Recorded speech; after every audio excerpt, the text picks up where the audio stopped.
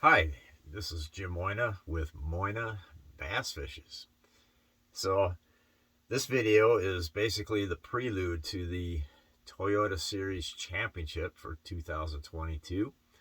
I qualified through the Southwest Division to fish this championship. There's 6 divisions, and then there's Wild Card Division, which makes 7, and then there's international competitors. So, we're pulling anglers from all over the country and from other countries. So, that's kind of cool. So, anyways, which just reminds me that um, on Saturday, the last day of the tournament, where there's only 10 guys fishing, I think I volunteered to stay that extra day if I'm not actually competing to take out some international people. So I don't know. I haven't heard anything about it, but it just clicked in my mind that that is something that's possibly happening. So I might have to stick around an extra day if I get cut. But I'm not going to get cut, right? Let's not get cut out of this tournament. We're here to win. There's sacrifices that have been made for me to be here. There's sacrifices by my girlfriend, Patty, who, um, her sacrifice is just, she's away from the man that she loves. So, more than she cares for. So that's her sacrifice. The sacrifice of my cousin, Carol Susan. How did she sacrifice? Well, in order for me to be here, um, she had to, or she didn't have to, but she volunteered. And what did she do? She volunteered to take care of my dad while he was still alive early this year. That would have been for the very first Southwest Division tournament on Sam Rayburn. I was his caregiver, and in order for me to come down here and fish, somebody had to stay with him. And so she offered and volunteered to do that, and it was a sacrifice on her part to do that. Um, Although she did find it as a very rewarding experience to actually stay with him for that time. So, but anyways, thank you much, Carol. And there's sacrifices from my own to be here. I mean, it's just another. I'm on the road again, alone by myself, away from my girlfriend, away from other friends of mine back home. Um, like my friend Joe. Joe and I, we fish. We fished one time together this year because I'm on the road fishing so much. So um, I miss the friends I have. Miss just being on the road. There are sacrifices. There's things you miss. My sons, um, I don't get to see them as often as I'd like to. And although perhaps maybe they see me as perhaps they see me as much as they want to. But from my standpoint, I wish I could see them more. I don't know. Maybe they want to see me more. I don't know. They never really say one way or the other, but I know they're always happy to see me when we do get together and that sort of thing. So I love the children. I always love your kids. Having kids is a great thing. They're adults now, of course. And, but anyways, sacrifices. It's a sacrifice to be here. There's a financial investment. This championship is a no entry fee. You qualify by fishing your division and making the top 25 in your division, which I did, which was the Southwest Division, which the Southwest Division consisted of 3 tournaments. First one on Sam Rayburn, second one on Lake Texoma, where I lost the biggest bass of the whole dang tournament, probably. Um, but anyways, and then the third one was on Sam Rayburn again. So I did well enough in those 3, made the top 25, and this was back in May. And then here we are. Uh, First week in November. Halloween's, well, we're not quite to November yet, but we're staring Halloween in the face here pretty quick. And then the competition will be in November. First day of practice is tomorrow. I got down here today. Man, what a freaking. I tell you what, procrastination rarely pays off, and it really has had me running stressed like crazy stress the last couple days. I just put off too much stuff back home, and then when it came crunch time, I was just go, trying to take care of things, clear things out, get, a certain amount of paperwork had to get done, just stuff had to get done. My camper was looked like a tornado inside it, because I haven't used my camper now for like a month and a half or even more, almost 2 months.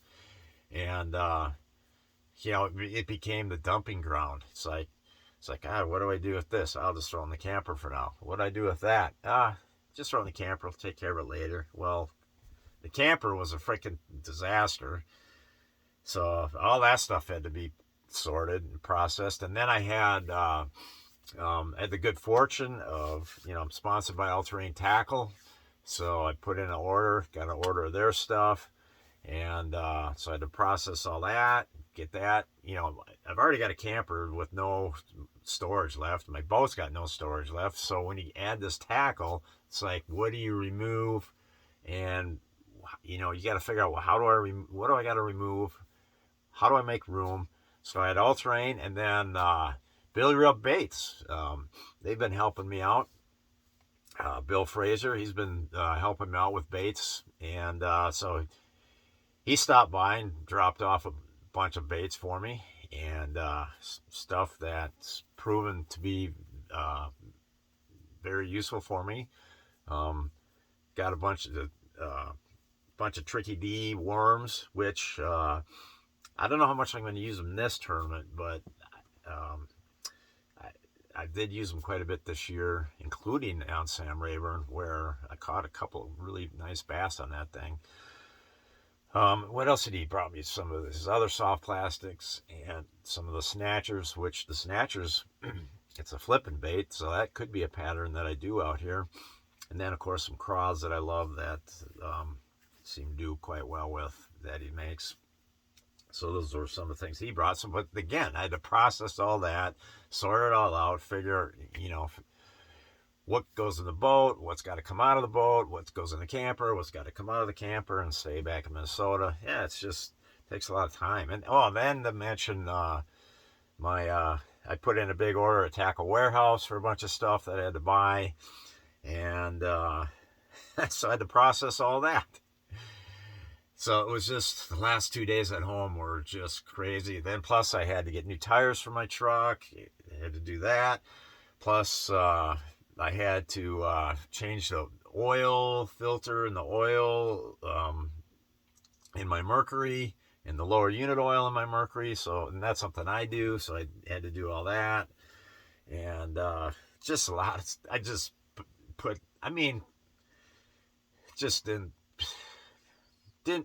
just time management, poor time management, too much procrastination, no sense of urgency, going back a few weeks. A lot of the stuff could have been done, just didn't do it. So, and then getting down here was so I ended up leaving a day later than I wanted to.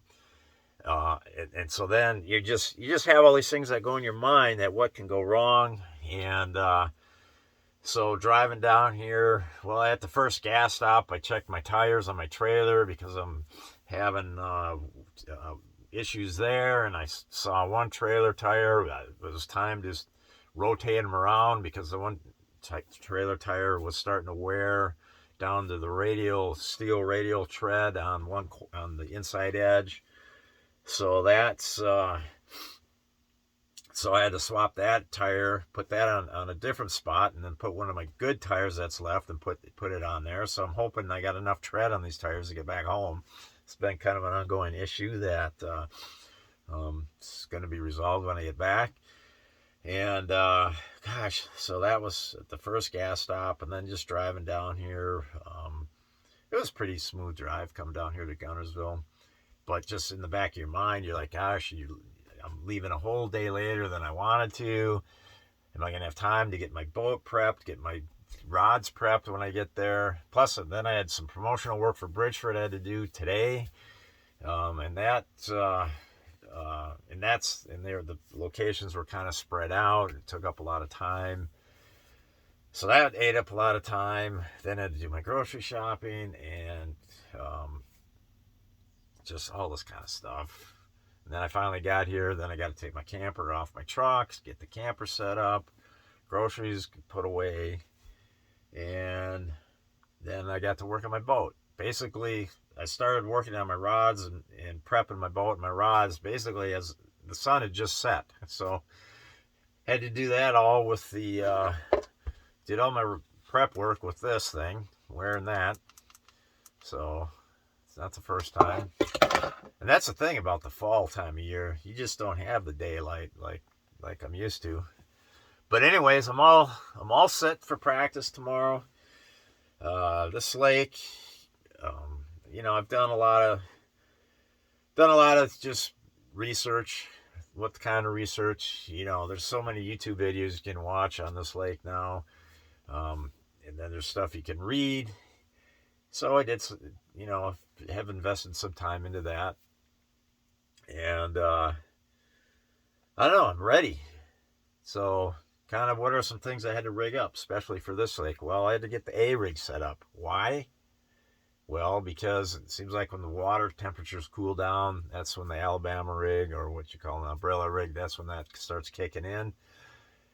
And not only that, this is the lake where it was the coming out party for the A-rig. This is where Paul Elias introduced the A-rig to the world by just smashing the bass here, blowing the field away with the A-rig. I was in that tournament. Didn't do that great. Caught some fish, but I think I finished just out of the money. And but Paul Elias just brought the A-rig to the bass fishing world. The legendary Paul Elias. And so I'm like, and that was a fall tournament. So here we are in the fall. I better have some A-rigs rigged up. Had to dust them off. I don't use them that much. I try to avoid them. A lot of my tournaments that I fish don't even allow them. So, but I did have some, dusting them off. We can use them here. Got one tied up and ready to go for tomorrow's practice. What else? Frogs. You hear about the frog bite out here. There's a frog bite. There can be a punch and bite. So got that set up. Got some cranks set up. Got some chatterbaits set up. Got some top water set up. There can be an early morning, or maybe not even early morning. It could be any time of day, maybe. But a spook bite. So I got that set up. Oh, what else? And then just a bunch of other odds and ends. I mean, I just got all the stuff ready to go. Got some swim baits tied up. So we will see what happens. But yeah, so tomorrow's the first day of practice. We practice Saturday, Sunday, Monday, Tuesday. Wednesday is off limits. No practice on Wednesday. Tournament starts Thursday. It's a 3-day tournament. So the full field fishes Thursday, full field fishes Friday, top 10 Saturday, and I will see if I gotta participate in guiding some international people out here. That'd be kind of fun. I did that once a couple years ago at Lake Cumberland. Met a couple guys from Italy, and on the tough Lake Cumberland, we managed to catch a few fish that day. Wasn't an awesome fishing day, but it was cool taking these people from Italy, the other side of the globe, and having the same passion about fishing and catching bass and that, with people that are just on the other side of the planet. So that's kind of cool. Anyways, let's cut this video out. I could just ramble on and on about things, but no sense in doing that because I got to go to bed and get up early. Over.